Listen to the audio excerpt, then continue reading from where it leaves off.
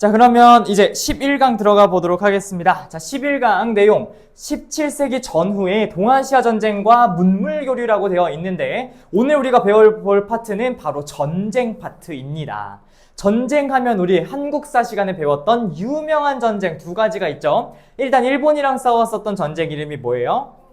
임진왜란. 그 다음에 청나라랑 싸웠던 전쟁 삼전도의 굴욕, 그게 병자호란이었는데요. 우리가 오늘 배워볼 이름은 살짝 바뀌어요. 임진전쟁과 정유전쟁, 정묘전쟁과 병자전쟁이라고 하는데요. 왜 이렇게 배우냐면 우리가 호란, 외란은 그러니까 일본이 난리를 쳤다. 그 다음에 오랑캐 애들이 난리를 쳤다. 이런 뜻이잖아요. 근데 우린 지금 동아시아 역사를 배우는 거니까 중립적인 표현으로 전쟁이라는 표현을 사용합니다. 그래서 임진전쟁과 정유전쟁 이야기를 선생님이랑 같이 오늘 해보도록 하겠습니다. 일단 연표 그려볼게요. 그 사국연표 있죠? 거기에다가 그려보도록 합시다. 자, 쓰면서 들으세요. 일단 처음으로는 명나라가 건국을 하게 됩니다. 명나라가 건국하고 나서 그 다음에 쭉 이어져 오다가 명나라가 존재하고 있을 때 동시에 나왔던 애들이 후금이라는 애들이었어. 근데 우리 전 시간에 금나라 배웠었지? 그 금나라를 세웠던 게 이제 누구였더라? 기억이 안 나죠? 아구다라는 사람이었는데 그 아구다의 그 금나라는 이미 멸망한 지 오래예요. 왜? 몽골이 먹었기 때문에. 그런데 그 금나라의 여진족들이 이후에 또다시 나라를 세우게 되니 그것을 우리가 후금이라고 얘기해서 후금이 건국하고요. 우리나라는 조선이 건국됩니다. 조선 건국이고요. 1392년에 조선이 건국한 이래로 계속 평화로우니까 안심을 하고 있었어. 왜? 평화로우니까 군사력도 줄이고 그런 식으로 재정이나 이런 지출을 줄이기 위해서 계속 군사에는 힘을 쓰지 않다가 1592년에 어떻게 됐습니까? 임진전쟁이 터졌어요. 그러니까 나라가 완전히 뒤집어진 겁니다. 방심하고 있다가. 그런데 이후에 또 정묘전쟁, 병자전쟁 일어나고 나라가 또다시 휘청휘청 거리게 되죠. 일본의 상황은 어땠냐면 당시 조선이 건국하기 전에 똑같이 14세기 정도에 무로마치 막부라고 하는 것이 교토를 중심으로 형성이 됩니다. 아시카가 다카우지라는 사람이 중심이 되어서 건국이 된 그런 국가였었고 이 무로마치 막부는 한동안 남북조로 국가가 쪼개져 있는 시대가 있었어요. 그런데 그 남북조를 3대 쇼군이었었던 아시카가 요시미스가 통일하게 됩니다. 그래서 남북조 통일은 조선 건국과 똑같은 1392년에 통일이 됐고요. 그러다가 센고쿠 시대라고 하는 게 열리게 됩니다. 혹시 이거 다른 뜻으로 알고 다른 말로 전국시대라고도 불러요. 그 전국시대는 마찬가지로 나라가 싸우고 있는 시대, 굉장히 혼란스러운 시대였었는데 그 센고쿠 시대의 혼란스러운 상황을 통일한 사람이 등장했는데 그게 바로 도요토미 히데요시였습니다. 근데 도요토미 히데요시는 이 갑작스러운 전국을 통일해버린 사람이었잖아. 그러니까 다이묘, 즉 밑에 있는 신하들 중에서도 가장 높은 계층이잖아요. 걔네들이 난리를 치기 시작해. 아니 도요토미 히데요시 걔도 그냥 일반 다이묘 아니었어? 근데 걔 같은 미천한 출신이 뭐 잘났다고 통일을 해? 이러면서 난리를 쳐버려. 그래가지고 도요토미 히데요시는 자신의 그런 아주 중요한 업적을 남겨야지만 살아남는다고 생각을 했어요. 그래서 큰 공을 하나 세워야 되겠다고 다짐을 하거든요. 그 큰 공이 뭐였을까? 조선을 치는 거였을까? 조선을 점령하고 중국을 먹는 거. 얘네 꿈은 명나라 침공이었어요. 그러니까 명나라를 갖는 게 일단 애초에 목표였는데 조선은 땅덩어리도 조그마니까 별로 가지고 싶어 하지도 않았거든요. 그런데 그 명나라를 치려면 어쨌든 길을 비켜줘야 되니까 그냥 지나다닐 수 있게 통행만 해달라고 우리나라한테 요청을 합니다. 근데 우리나라는 얘들아 생각해봐. 명나라랑 어떤 관계야? 4대 관계. 아주 끈끈하게 맺어진 4대 관계이기 때문에 우리가 길을 비켜주면 우리의 형제 국가가 조져집니다. 그걸 우리 눈으로 보고 있을 수가 없겠지. 그래가지고 거절을 했는데요. 감히 조선 따위가 이러면서 우리나라를 침략하게 된 게 임진전쟁의 시작이 됩니다. 따라서 센고쿠 시대가 통일되고 나서 이제 임진전쟁이라고 하는 한 번의 큰 전쟁이 있었고요. 그리고 나서 또 침공했던 게 전쟁, 정유전쟁이 되고 그 다음에 정유전쟁이 끝나고 나서 에도막부라고 하는 게 수립이 됩니다. 그래서 1603년 정도 가면은 이제 에도막부라고 하는 새로운 막부가 생겨나게 되죠. 혹시 에도막부를 개창했던 쇼군의 이름을 아는 사람? 맞아요. 도쿠가와 이에야스라는 사람이었고요. 그 도쿠가와 이에야스가 권력을 장악할 수 있었던 이유는 당시 세키가하라 전투라는 전투에서 승리했기 때문인데, 세키가하라 전투가 이번 교육과정 들어서면서 더 자세하게 들어갔어요. 그러니까 오늘 좀 자세하게 배워보도록 합시다. 그 다음에 베트남은 제낄게요. 몰라도 돼요. 아무튼 이런 식으로 진행된다는 거 알고 계시면 되고요. 우리는 필기 24페이지에 해보도록 하겠습니다. 자, 임진전쟁 이전 동아시아 정세로 들어가 봅시다. 자, 임진전쟁.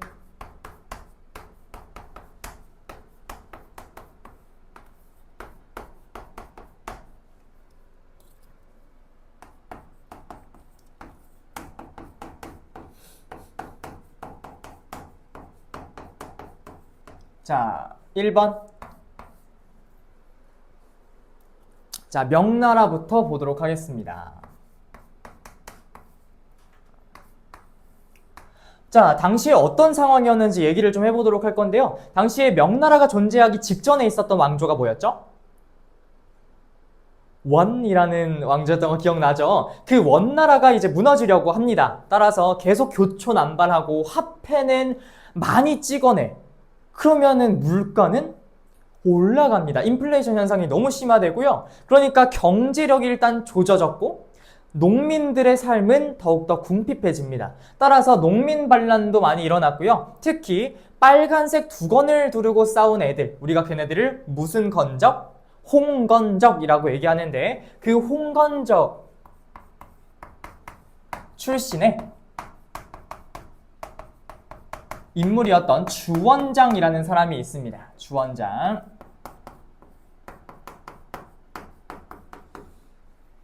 이라고 하는 사람이, 이 사람이 난징을 수도로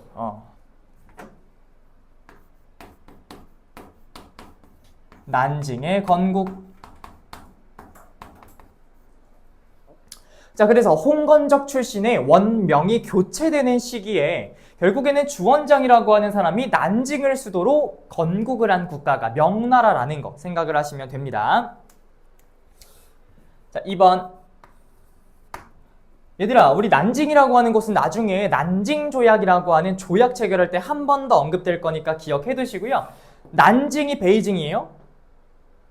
아니에요. 난징은 베이징이 아닙니다. 그러면 우리가 알고 있는 명나라의 수도는 보통 베이징을 생각을 많이 하거든요. 그럼 베이징으로 수도를 옮겼다는 건데 그거는 주원장이 한 일은 아니라는 거겠죠. 그럼 누가 했었냐면 나중에 주원장 다음에 영락제라는 황제가 나중에 오르게 될 건데, 그 영락제 때 베이징으로 수도를 옮겼습니다. 자금성도 만들고. 그게 그때였는데요. 그 영락제라고 하는 똘똘한 황제가 사망하고 나서 영락제 사후 국가가 완전히 혼란스러운 시대가 도래하게 됩니다. 북쪽으로는 몽골 애들이 침입을 해와요. 원나라는 이미 망해버렸지만 몽골족은 그대로 있다라고 했었지. 그 몽골이 북쪽으로 침입해와 그 다음에 당시의 해적들, 즉 일본에 있는 왜구라고 하는 해적들이 남쪽에서는 지랄을 해요. 북쪽은 몽골이 지랄, 남쪽은 왜구가 지랄. 우리가 이런 상황을 네 글자로 북로남외라고 얘기한다고 했었지. 그래서 영락제 사후에 북로남외라고 하는 상황이 펼쳐지게 됩니다. 그래서 몽골이라고 하는 아이들, 몽골족과 당시에 왜구라고 하는 일본의 해적들, 얘네들이 남쪽으로 난리치고 있는 상황이었어요.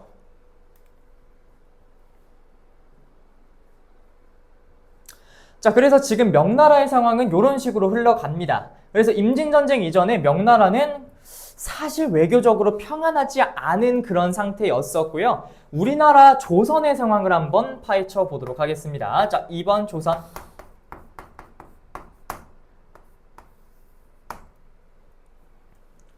자, 얘들아, 우리 명나라랑 사이가 어때요? 좋아요.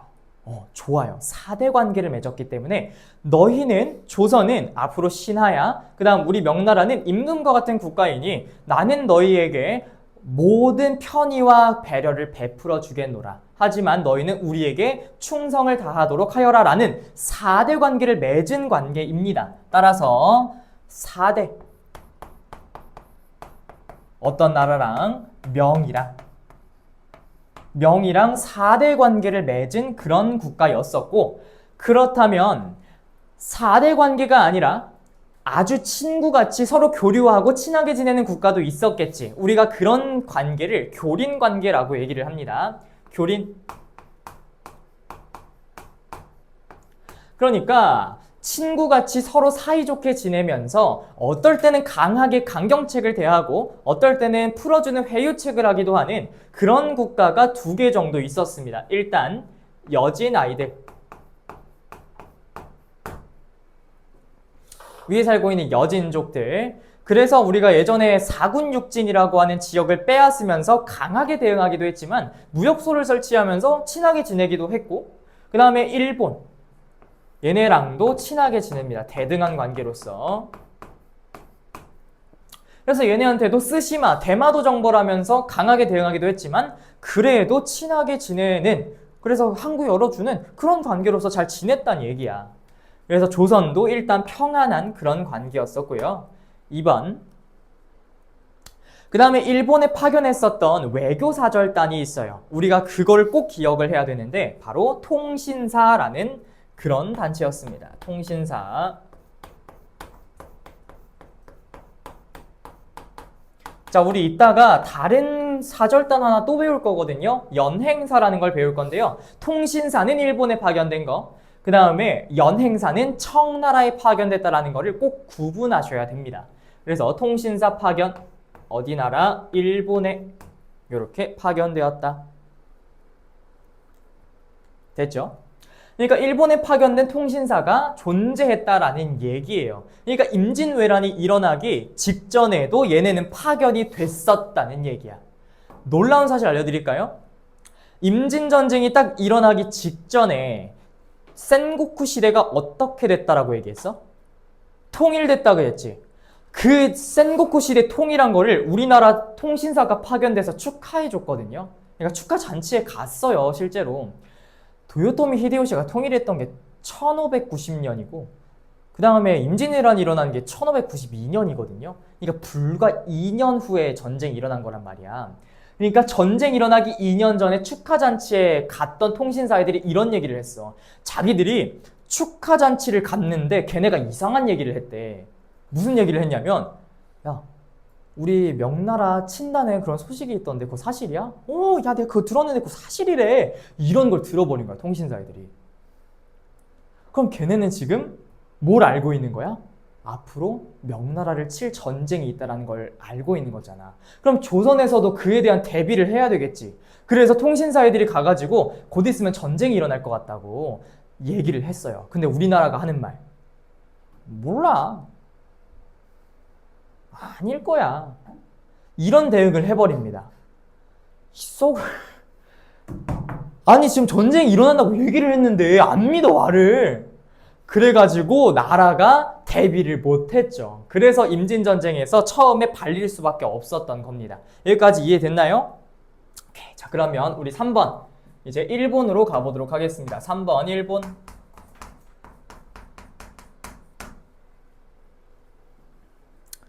자, 1번. 자, 일단은 임진전쟁이 일어나기 전에 14세기 초부터 만들어졌었던 게 무로마치 막부라고 하는 것이 만들어졌습니다. 무로마치 막부.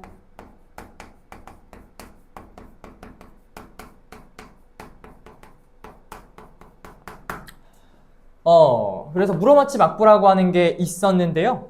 원래는 무로마치 막부가 존재하기 이전에 어떤 시대가 있었다라고 배웠었지? 가마쿠라 막부가 등장했다가 그 가마쿠라 막부가 무너지고 나서 생겨난 게 무로마치 막부가 되겠습니다. 아무리 가마쿠라 막부가 몽골의 침입을 막아냈다 하더라도 사실은 난리가 났었겠죠. 그러면서 결국에는 가마쿠라 막부도 무너지고 무로마치 막부가 등장했다라는 얘기인데요. 그 무로마치 막부가 처음 탄생하고 나서 당시에 천황이나 이런 쇼군의 쟁탈전이 벌어지기 시작을 했어요. 그래서 국가가 남북으로 쪼개지게 되는 남북조 시대가 등장하게 됐습니다. 남북조 시대. 남북조 시대. 그렇군. 남과 북으로 국가가 쪼개졌으니 아직까지 혼란스러운 시대였겠네. 그런데 3대 쇼군이었던 아시카가 요시미스 때는 결국에는 통일을 하게 되었다라는 얘기까지 했습니다. 자, 3번. 자, 좋아. 무로마치 마쿠 때까지는 그나마 괜찮았어. 통일되고 나서. 그런데 당시에 쇼군에 대한 후계자 분쟁이 벌어지기 시작을 했어요. 그러니까 누가 쇼군이 될지에 대해서 서로 되겠다고 싸우게 되는 거야. 나라가 싸우는 시대. 우리가 그걸 뭐라고 부른다? 싸울 전자의 나라국자. 전국 시대. 그리고 이 당시에 일본 표현으로 하면 무슨 표현? 센고쿠 시대. 그래서 센고쿠 시대가 이때 시작이 되더라. 그래서 센고쿠 시대, 전국 시대가 등장하게 되는데요. 그나마 조금 세력이 강하면서 이 전국 시대, 센고쿠 시대를 평정했었던 인물이 등장합니다. 오늘 굉장히 중요한 인물이고요. 바로 오다 노부나가라는 인물입니다. 오다 노부나가가 평정하였다. 이 센고쿠의 혼란을 그나마 평정하였다. 이렇게 기억하시면 됩니다.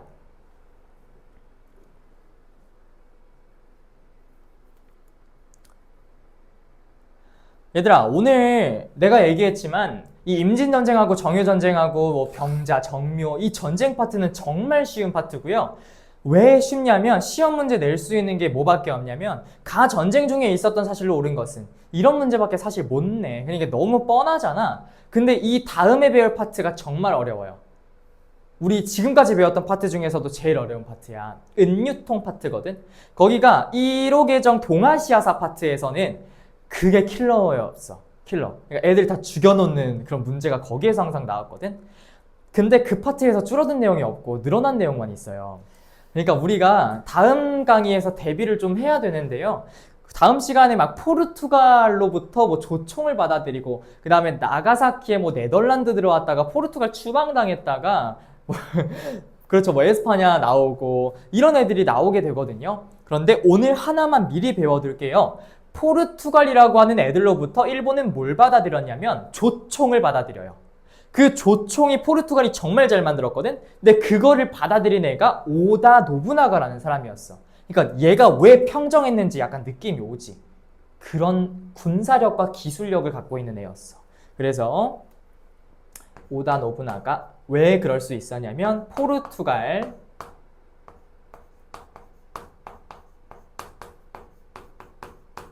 조총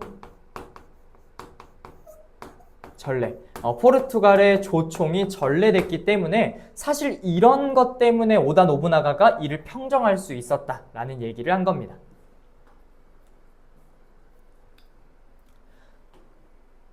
그런데요, 오다 노부나가라는 사람은요, 결국에는 절에 이제 있었다가 그 절이 불타면서 결국에는 그 절에서 사망을 하게 됐습니다. 그래서 오다 노부나가의 제자들, 그러니까 좀 얘를 따르던 사람들이 있었을 거 아니야. 그 중에 첫 번째가 바로 도요토미 히데요시였어요. 그래서 도요토미 히데요시가 결국에는 전국 시대, 센고쿠 시대를 통일하게 되죠. 자, 도요토미 히데요시. 도요토미 히데요시.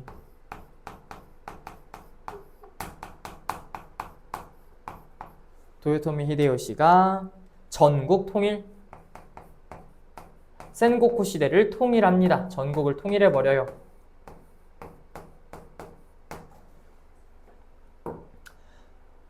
자, 요렇게 도요토미 히데요시가 활약을 하면서 일본에서는 완전히 하나로 통합되면서 결속력을 다지려고 했으나 그 결속력을 다지기가 굉장히 힘든 상황이었어. 아직까지 다이묘들은 불만이 많아요. 이 도요토미 히데요시 같은 미천한 애가 왜 우리를 통솔하려고 하느냐 라고 하면서 난리가 나기 시작을 했어요. 그래서 도요토미 히데요시가 뭘 계획했다고? 어디 침공하려고 했었다?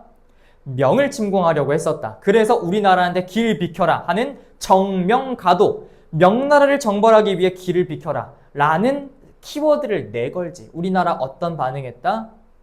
연 먹어라, 꺼져라 이런 반응을 했다. 그러니까 빡친 도요토미 히데요시 우리나라를 침공하니 그것이 바로 무슨 전쟁? 임진전쟁. 임진전쟁의 전개 과정 이제 보도록 하겠습니다.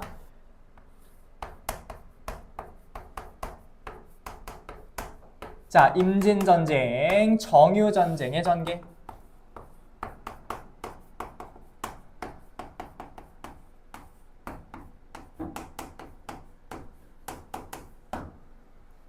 예전에 그거 알아? 카카오에서 만든 인공지능 막 대화하는 그런 기계? 그래서 그거 성능을 테스트해 보는데 그 임진왜란이 일어난 연도는 이렇게 하고 물어봤어요. 그 AI한테. 근데 이제 걔가 좀 그때는 한 10년 전인가 돼가지고 AI가 굉장히 좀 또라이예요. 그러니까 애가 좀 멍청해요. 근데 그런 AI한테 임진왜란이 몇 년에 일어나냐고 물어봤으니까 뭐라고 대답했을 것 같아? 보통 뭐 맞아요. 임진왜란아 엄마가 깨우지 않아도 스스로 일어난 거야 기특하다 이러면서 답변을 한 거예요. 그래서 그런 웃긴 에피소드가 있었죠. 지금은 그렇게 대답하면 AI 시장에서 도태됩니다. 자, 그래서 임진전쟁과 정유전쟁 어떻게 스스로 일어났는지 한번 보도록 하겠습니다. 자, 일단 임진전쟁의 배경부터 들어가 보도록 할게요. 자, 1번 배경.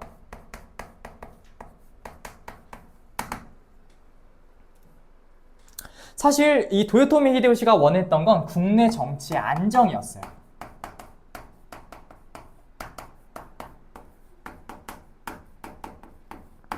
사실 정치 안정과 전쟁은 좀 모순되는 키워드 같기는 합니다. 그런데 도요토미 히데요시는 어차피 다이묘들의 불만을 밖으로 돌릴 것이 필요했기 때문에 그래서 전쟁을 택한 거예요. 그래서 안정시키고 세력을 확장하고자 노력했던 게 바로 도요토미 히데요시의 계획이었던 겁니다.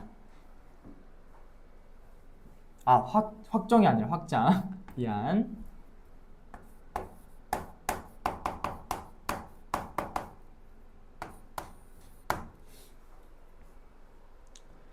자, 일단 얘들아, 일본이랑 가장 가까운 우리나라의 도시가 어디죠? 부산. 맞아요, 부산입니다. 부산포를 제일 먼저 공격을 했는데요. 뭐 공격하면은 우리나라는 뚫릴 수밖에 없죠. 왜? 통신사가 그렇게 전쟁할 것 같다고 얘기했는데 개무식 가버렸잖아요. 그러니까 군사력이 저 바닥을 친 상태였는데 그때 부산을 뚫고 들어가니까 어디까지 뚫려 나갔냐면 이렇게 계속 올라가면서 우리나라 가운데 있는 충주 뚫렸죠. 위에 있는 한성까지 뚫려버립니다. 그래서 결국에는 한성까지 함락돼요. 한성 함락.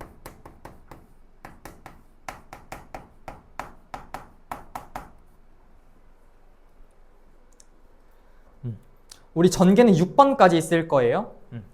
그리고 나서 얘들아, 우리나라 북쪽에 있는 북한의 함경도 지역까지 진격을 합니다. 함경도 진격.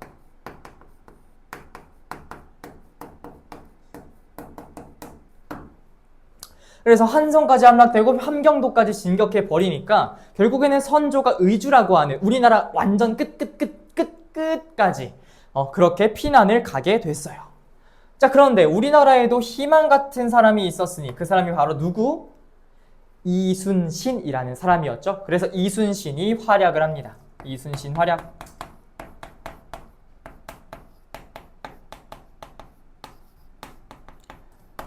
그래서 당시 판옥선이라고 하는 배나 이런 기술들을 활용해가지고 우리나라는 대응을 하려고 했었죠. 심지어 이순신이라고 하는 이 사람은 정말 머리를 잘 썼던 게 뭐냐면 물살 있지. 그 물살까지 다 계산을 해가지고 이런 식으로 물살이 오면은 얘네가 이렇게 치고 오는데 좀 힘들 거 아니야. 그 물살까지 계산해가지고 결국에는 12척, 13척 이 정도 되는 배로 해결을 받죠. 그러니까 그런 식으로 이순신이 활약했다는 것만 기억을 하면 됩니다. 자, 이렇게 이순신 활약하고 있을 때 결국에는 도요토미 히데요시 나중에 사망하게 됩니다. 그러면서 전쟁이 나중에 끝나게 될 건데요. 일단 우리나라에도 좀 위기가 있었겠죠. 일단 이순신이 활약을 하면서 우리나라를 도와줬었던 지원군이 있었어요. 그게 바로 명나라였었죠. 당시 우리나라가 너무 함락되고 난리가 나니까 결국에는 명나라한테 도움을 요청하게 됐거든요. 그래서 조명연합군이라고 하는 것이 출병하게 됩니다. 조명 연합군 출병.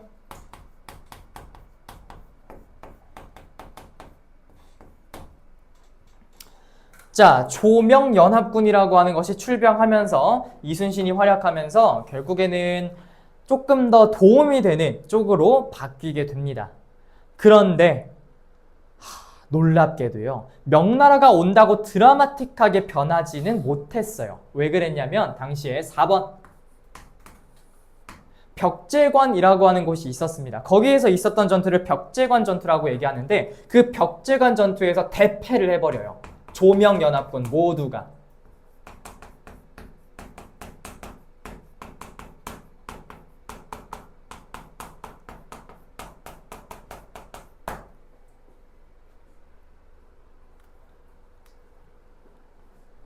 그러면서 완전히 난리가 났었죠.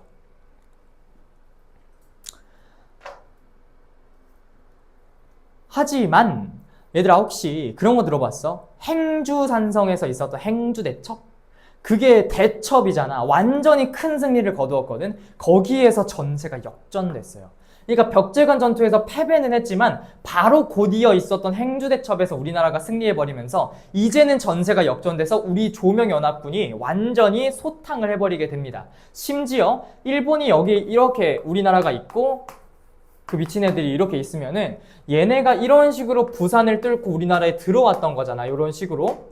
근데 당시에 보급 부대를 어떻게 보냈었냐면 일본은 바다를 통해서 이렇게 배로 이렇게 왔었거든요. 보급 부대 정말 중요하다는 거 내가 계속 강조했었잖아, 전에. 그 보급 부대를 우리나라는 끊기로 생각을 합니다.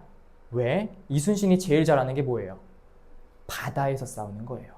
그러니까 우리나라에선 이 바다에서 이 보급 부대를 끊어버리게 됩니다. 그럼 얘네는 아무리 위로 뚫고 올라갔어도 밥이 없으면 대져요. 그럼 어떻게 됩니까? 전세가 역전됩니다. 그 전투가 바로 행주대첩에서 크게 바뀌게 됐다는 얘기예요.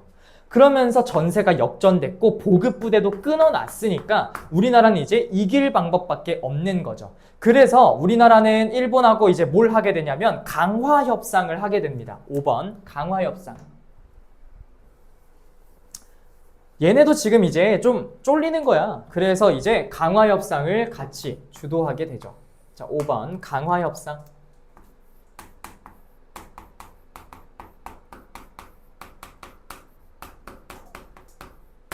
자, 강화협상의 내용은 동아시아 역사기행에서 정말 중요하게 다루는 내용입니다. 자, 어떤 내용을 강화협상하게 되었냐면 일단 일본이 요구했었던 사항을 얘기해 줄게요. 우리나라 남부에 있는 남부 해안의 4도 이 지역을 우리나라에게 할양할 것.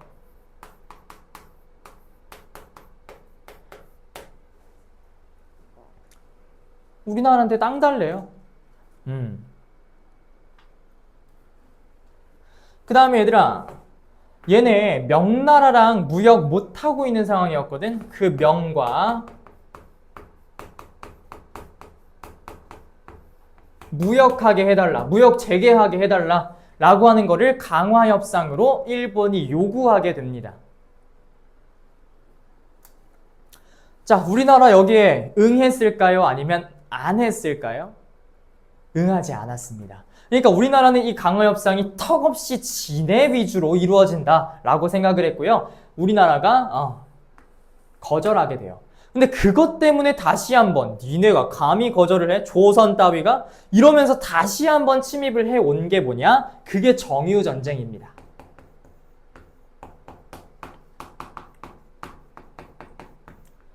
자, 이 정유전쟁까지 가니까 군사들도 너무너무 지치겠지, 당연히. 그러니까 너무 사람들도 너무 힘들고 군사들도 지치고 이러다 보니까 결국에는 집 가자고 군사들도 철수를 요구하게 됩니다. 하지만 도요토미 히데요시가 하는 말, 너희는 이기지 않으면 못 돌아온다. 이런 난리를 쳐버리게 되죠. 그러다가 도요토미 히데요시가 하늘로 승천하니까 모두가 다 같이 이제 짐 싸자고 얘기합니다. 그렇게 해서 마지막까지 이순신한테 두드려 쳐맞고 결국에는 전쟁이 우리나라의 승리로 끝나게 됐던 게 정유전쟁의 끝이 되겠네요. 여기까지 됐습니까? 이게 전쟁의 과정이에요. 굉장히 간단하고요. 이순신이 활약하였다. 조명연합군이 결성되었다. 그 다음에 벽제관 전투에서 패배하였다. 남부 4도의 할양을 요구했다. 정도 시험 문제에 나옵니다. 그래서 가 전쟁 중에 있었던 사실로 옳은 것은 하고 하나 던져주면 하나 맞추는 문제예요. 전쟁 이후 정세. 자, 1번. 전쟁의 영향을 보도록 하겠습니다. 전쟁의 영향.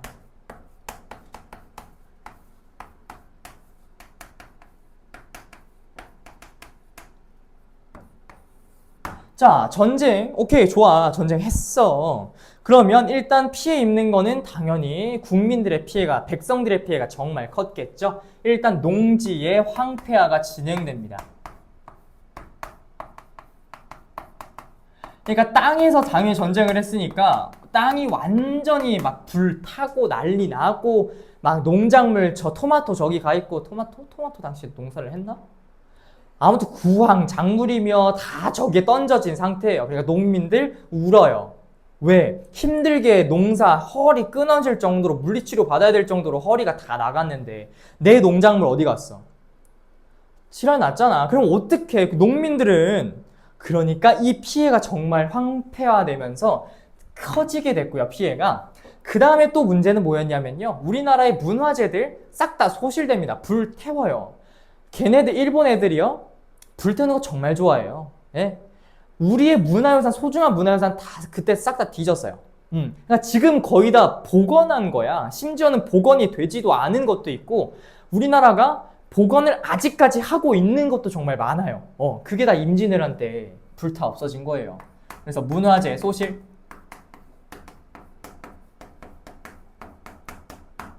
소실만 됐겠냐? 약탈도 해갔어요.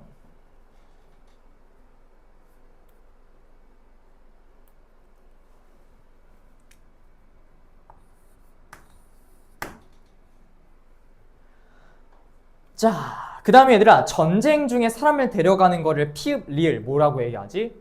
포로를 데려간다라고 얘기하죠. 그 전쟁 포로 문제가 있었어요. 전쟁 포로.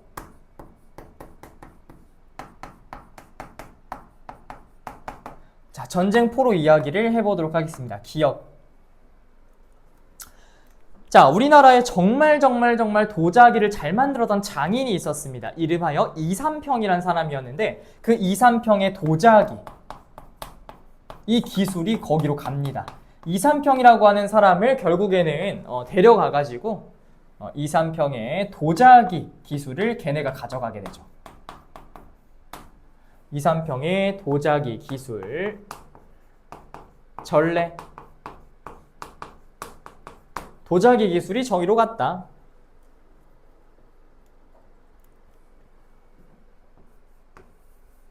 자, 그 다음에 우리나라에 정말 이 사서, 성리학이 뛰어났던 사람이 있었거든요. 우리 이미 배웠다.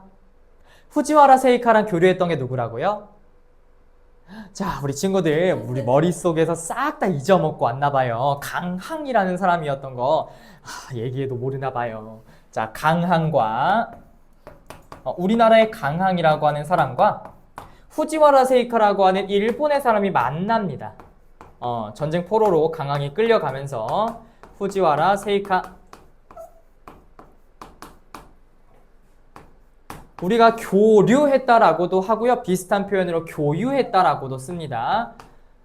굳이 교유라고 써주는 이유는 너네가 나중에 시험 문제 풀다가 쌤이 교유라고 시험 문제를 냈는데 선생님 못하니에요 할까봐 미리 얘기해 줍니다.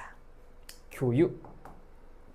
그래서 후지와라 세이카는 이 강항과 교류하면서 만들어낸 책이 있다 그랬어. 그게 바로 사서오경 외훈이라는 책이었는데요. 우리 교과서에는 보니까 사서오경까지만 써 있더라고요. 그것도 아무튼 이 교류 과정에서 나온 거다라고 생각하시면 됩니다.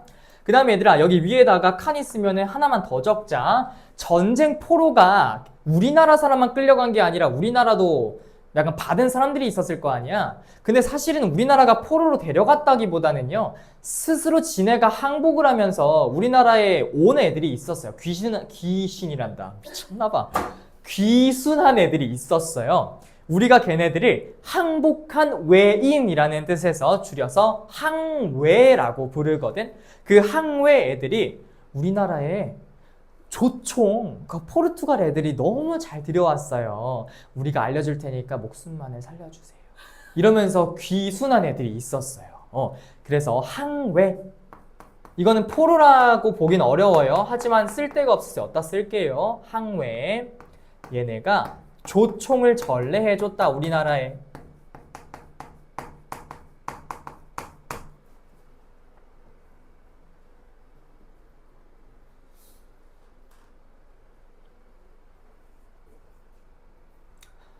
위에다 써야겠다. 자, 3번. 자, 얘들아, 우리나라에 파병을 해줬었던 나라가 어디라 그랬지? 명나라였어요. 그 명나라에 그런 파병이나 이런 게 있었잖아요. 이 만동묘라고 하는 걸 만들었는데 이거는 당시에 명나라가 도와줬잖아. 그러니까 그 명나라의 장수들이나 이런 사람들을 기리는 그런 사당이라고 생각을 하시면 됩니다. 그래서 만동묘라고 하는 명나라의 장수를 기려주는, 감사합니다 라고 생각하는 그런 곳이 만동묘였다 생각하시면 되고요. 아주 예전에 중국에서는요, 정말 잘 싸웠던 장수가 있었거든요. 혹시 관우라고 아세요? 그 관우라고 하는 사람, 이 사람에 대한 정보를 듣게 됩니다. 근데 듣다 보니까 사람이 되게 너무 멋있는 거야. 그래가지고 그 사람의 업적을 기리면서 우리도 그런 식으로 장수를 길러내는 그런 국가가 되자라는 뜻에서 만든 사당이 있습니다. 그게 바로 관왕묘라는 것이 있어요. 관왕묘. 그래서 명나라의 장수였던 관우라는 사람을 기리는 그런 사당이라고 생각하시면 되는데, 그런 관왕묘를 만들게 됩니다. 대표적으로 우리나라에 정말 유명한 관왕묘가 동관왕묘라는 게 있었어요. 줄여서 우리가 동묘라고 쓰고요. 지금 우리가 아는 그 옷 살 때 가는 그 동묘가요, 동관왕묘예요. 자, 그래서 이렇게 기억하시면 돼요. 자, 그 다음 2번으로 가봅시다.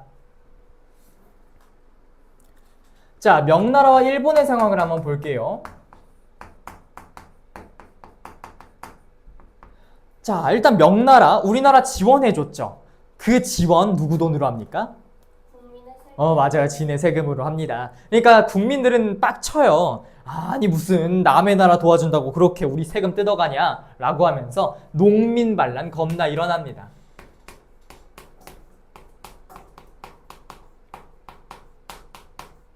그리고 일본에서도 마찬가지죠. 얘네 전쟁했는데, 힘겹게 했는데 전쟁에서 졌어요. 그러니까 지금 도요토미 히데요시를 완전 죽여버릴 것 같은데 이미 돌아가신 상태세요. 그럼 누굴 탓해요?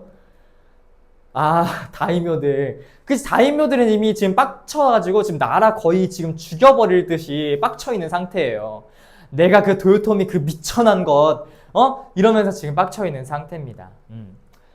근데 사실 얘들아, 그 도요토미 히데요시 전국 통일했었잖아. 근데 그 업적을 되게 일본에서 높이 평가를 한대. 그래서 되게 훌륭한 지도자라는 평가를 아직까지 받고 있다라고 한다. 난 잘 모르겠어요. 세 번째. 자, 그 다음 세키가하라 전투 얘기를 한번 해보도록 하겠습니다. 세키가하라 전투.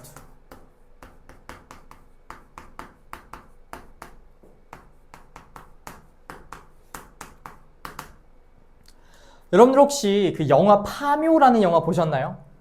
요즘 유튜브에 자꾸 쇼츠로 떠서 쇼츠를 타서 봤어요.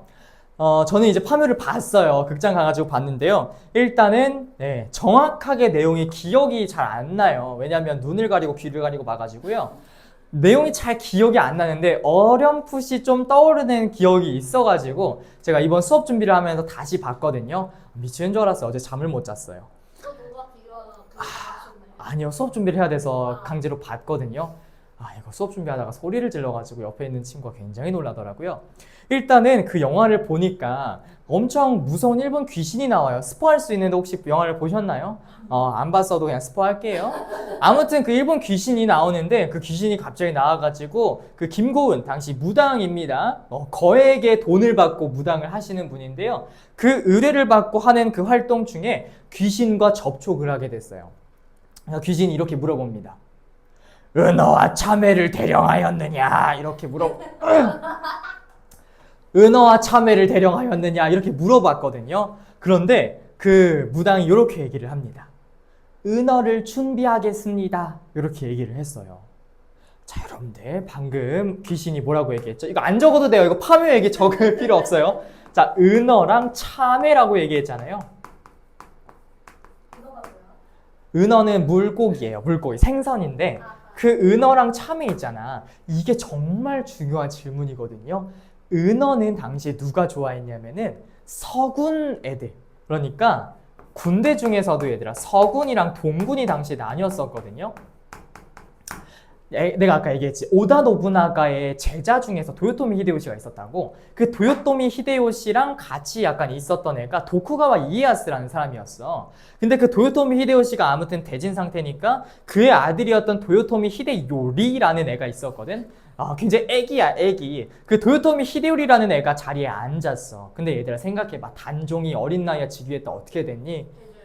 죽었잖아요. 그러니까 그런 것 때문에 너무 히데요시가 죽을 때도 마음이 아팠던 거야. 그래서 도쿠가와 이에야스한테 이런 얘기를 했어요. 도쿠가와 이에야스야, 우리가 그렇게 사이는 좋진 않았지만 우리 요리 불쌍하지 않니? 이러면서 도쿠가와 이에야스한테 정말 죽을 때까지 부탁을 했었다고 합니다. 그러면서 좀 잘 보살펴 달라, 죽이지 말아 달라 이런 식으로 얘기를 했겠죠. 근데 도요토미 히데요리를 그러니까 그 권력을 넘보는 사람들이 정말 많았던 거예요. 그래서 그것 때문에 세력의 다툼이 일어나게 됐습니다. 일단 이시다 미츠나리라는 사람도 있었고요. 걔랑 도쿠가와 이에야스 이 두 명의 세력으로 분열이 됐었어. 그래서 도쿠가와 이에야스가 바로 이 동군이었고요. 이시다 미츠나리라는 사람이 바로 서군 쪽의 사람이었는데 이런 식으로 서군과 동군이 갈리게 됐습니다. 근데 이 도쿠가와 이에야스가 좋아했던 게 참외였었고요. 그러니까 이 서군을 대표하는 게 은어였고 동군을 대표하는 게 참외였던 거예요. 다시 돌아가 볼게요. 그 일본 귀신이 얘기했던 게 은어랑 참외를 대령하였느냐라고 물어봤죠. 이 중에서 만약에 김고은이 참외를 대령하였다라고 했으면은 그 김고은은 동군을 지지하는 사람으로 얘가 파악을 했을 거고, 은어라고 답했으면 서군을 지지하는 애로 답했을 거 아니에요? 그 귀신은 서군이었어요. 다행히 살았죠? 은어라고 답했으니까. 이런 식으로 물어봤던 건데요. 그래서 그 귀신의 정체를 역사학자들이 파묘를 보면서 분석을 해봤대요. 아마도 이 서군에 지지를 했었던 다이묘였을 것이다 라는 추정을 하더라고요. 근데 세키가하라 전투는 결국엔 동군이 이겼어요. 동군이 이긴 전투거든요. 그럼 서군의 장수들은 어떻게 될까요? 뒤집니다. 스스로 자기 자신을 할복, 그러니까 자기 배를 찢고 죽었어야 됐어요. 그런데 당시에 천주교를 믿었었던 이 장수는요, 결국에는 할복을 거부합니다. 종교적인 이유에서. 그래서 참수당해요. 너무 억울하게 죽었잖아. 그래서 원한이 생겨서 우리나라 그 묘에 파묻혀 계시는 그런 설정이었어요. 어쩌라고라고 하는 표정이네요. 네. 자, 아무튼 동군과 서군이 싸웠었던 당시 이시다 미츠나리의 서군과 도쿠가와 이에야스의 동군이 싸웠던 전투가 바로 세키가하라 전투였다 기억하시면 됩니다. 그래서 동군 vs의 서군. 그런데 동군이 승리했다.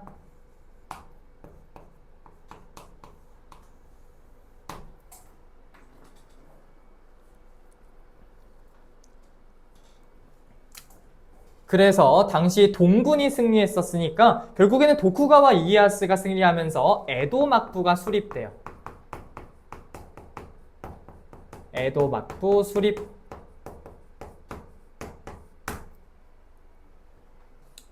자, 마지막 4번까지 쓰겠습니다. 자, 마지막 4번 명나라. 자, 명나라 우리나라 지원해줬죠. 그러니까 국방력이 감소하는 상황에서 당시에 후금이라고 하는 애들이 성장하면서 후금과의 전쟁도 하고 있었습니다. 그러니까 나라가 개판이에요. 일단 돈이 없고요. 군사력도 없고요. 백성들 난리치고 있습니다. 특히나 농민 반란이 너무 많이 일어나서요. 심지어는 유명한 사람 이자성의 농민 반란이 일어나게 됩니다. 심지어는 이 이자성이 사람들을 모아가지고 당시 수도였었던 베이징에 입성하게 됩니다. 이게 무슨 말이냐면요, 농민애들이 빡쳐가지고 전국 각지에 모여서 우리나라 서울을 둘러싸고 있다고 생각하시면 됩니다. 그러니까 얼마나 지금 무서워요. 얘네 지금 호미 들고 와요. 그러니까 정말 무서운 상황에서 이자성의 베이징 점령,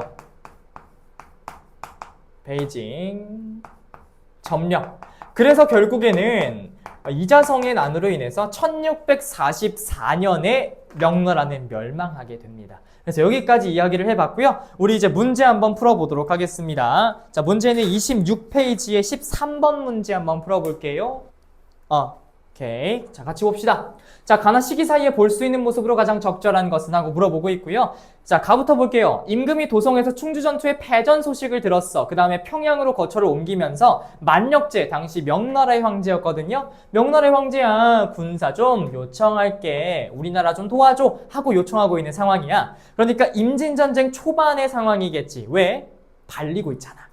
그러니까 임진전쟁 초기의 상황이라는 거 알 수 있고요. 그 다음에 도원수 권율은요, 할지, 구혼 등의 7가지 강화협상 조건이 알려지면서 강화협상을 하고 있는 모습이죠. 그러니까 임진전쟁이 끝나가고 있는 상황입니다. 왜? 임진전쟁 끝나갈 때쯤에 강화협상을 했는데 안 되니까 다시 쳐들어간 게 정유전쟁이었잖아. 그러니까 임진전쟁 중의 사실을 물어보고 있는 거겠네. 자, 그러면 사르흐 전투에서 투항하는 강옥립이라고 되어 있는데요. 이건 아직 안 배운 개념인데 당시 후금이랑 명나라가 싸웠거든요. 그 전투가 사르흐 전투예요. 그 전투에 우리나라의 강옥립이라는 사람을 보냈어요. 누구 편으로 보냈겠어? 명나라 편으로 당연히 보내야지. 야, 우리나라 명나라가 지금 도와주다가 저렇게 처망해버렸는데 우리나라가 저 후금에 보냈다가는 무슨 쌍욕을 듣겠어? 그래서 강옥립을 보냈거든요. 근데 당시에 중립외교를 주장했었던 광해군이 집권하고 있을 시기였기 때문에 후금과 명 사이의 중립은 지켜야 된다고 주장합니다. 그래서 강옥립한테 전쟁 나갈 때 뭐라고 얘기했냐면, 홍립아, 적당히 싸워. 싸우다가 못할 것 같잖아. 돌아와. 이렇게 얘기를 합니다. 싸가지 없는 거지. 야, 지금 명나라는 우리 도와주다가 지금 나라가 망해버렸는데 강옥립한테 적당히 싸우라니. 그래서 나중에 광해군 왕권이 잘립니다.